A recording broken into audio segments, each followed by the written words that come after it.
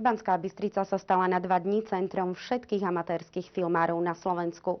Svoje brány totiž otvorila celoštátna súťaž amatérskej filmovej tvorby Cineama 2009. S úspechom sa jej zúčastnil aj náš kolega Stano Griguš.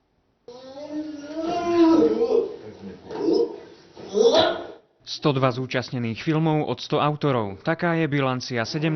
ročníka celoštátnej súťaže Cineama 2009. Porota teda vyberala filmy, ktoré boli jednak technicky kvalitné a nápady, myšlienky inšpiratívne aj pre diváka. Podľa organizátorov slovenský amatérsky film v súčasnosti prechádza obrovským vývojom. Pred 5-6 rokmi sme nemali filmy od mladých tvorcov.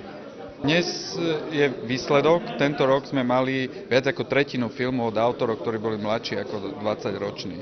Na súťažnej prehliadke sa svojou tvorbou predstavil aj náš spolupracovník Stano Griguš.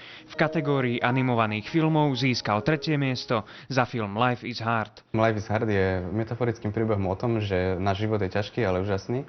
Každá scéna z filmu predstavuje istú ťažkú situáciu v našom živote. Pri tvorbe filmu som použil technológiu 3D animácie pomocou programu 3ds Max, ktorému sa venujem už 5 rokov.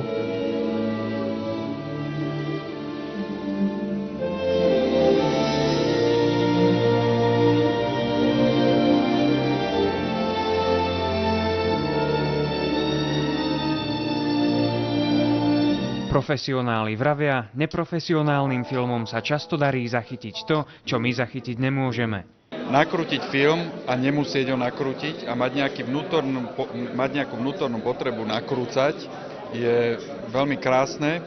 Nehanbím sa za to, keby mi niekto povedal, že amatér. Možno preženiem to, možno by to bola podsta, pretože by tým možno niekto vedel vyjadriť, že to, čo robím dobre, lebo to robím s láskou, že to mám rád.